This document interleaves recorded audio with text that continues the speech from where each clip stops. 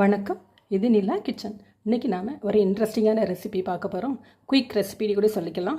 ரொம்ப டேஸ்டான any time நம்ம பண்ணக்கூடிய ஒரு ரெசிபி சில்லி எக்கு. இது இப்போ எப்படி பண்ணலாம் அப்படின்னு சொல்லிட்டு பார்க்கலாம். அதுக்கு முன்னாடி எல்லாருமே நம்ம சேனலை சப்ஸ்கிரைப் பண்ணிவிடுங்க, லைக் பண்ணுங்கள், ஷேர் பண்ணுங்கள், கமெண்ட் பண்ணுங்கள். வாங்க வீடியோக்குள்ளே போகலாம். ஒரு 3 முட்டை எடுத்துருக்கிறேன் நான்.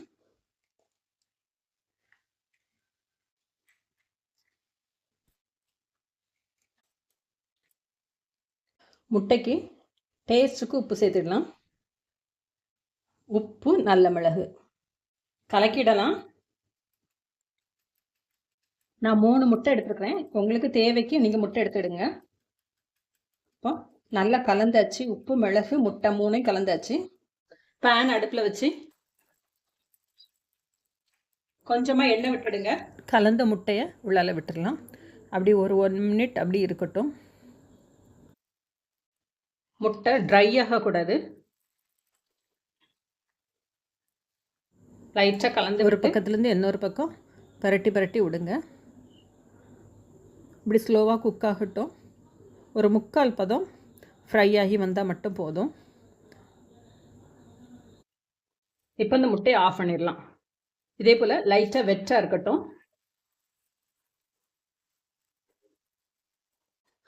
அதே பேனை ஆன் பண்ணிவிடுங்க. எண்ணெய் கொஞ்சமாக எண்ணெய் சூடானோடனே சீரகம், நறுக்குன பூண்டு,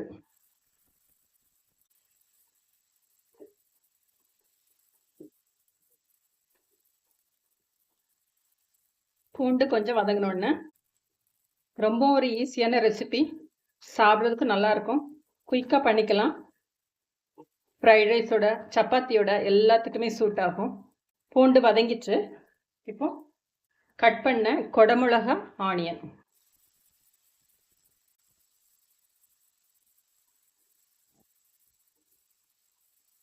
கொஞ்சமாக உப்பு சேர்த்துடலாம். ஏற்கனவே நம்ம முட்டைக்கு உப்பு சேர்த்துப்போம். Dark soya sauce 1/2 teaspoon, tomato sauce 1 teaspoon,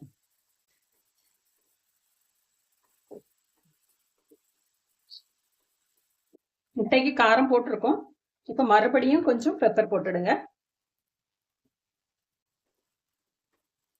எக்கை சேர்த்துலாம். வந்து முட்டையில் நல்லா கோட் ஆகிறப்பல பிரட்டி விடுங்க.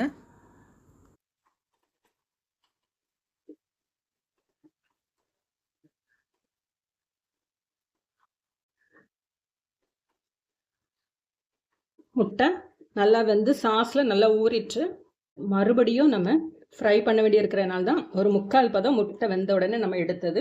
ஒரு சின்ன சைஸ் தக்காளி, 2 பச்சை மிளகாய் நறுக்கி உள்ள சேர்த்துடலாம். தக்காளி வேகண்டாம், முழுசாக அப்படியே இருக்கட்டும். ஃபைனலாக மல்லித்தலை தூவி இறக்கிடலாம். நம்மளோட சில்லி எக் ரெடி ஆயிடுச்சு. இதே போல் நீங்களும் செஞ்சு பாருங்கள். செஞ்சு பார்த்துட்டு எப்படி இருக்குது அப்படின்னு சொல்லிட்டு ஃபீட்பேக் கொடுங்க. தேங்க்யூ.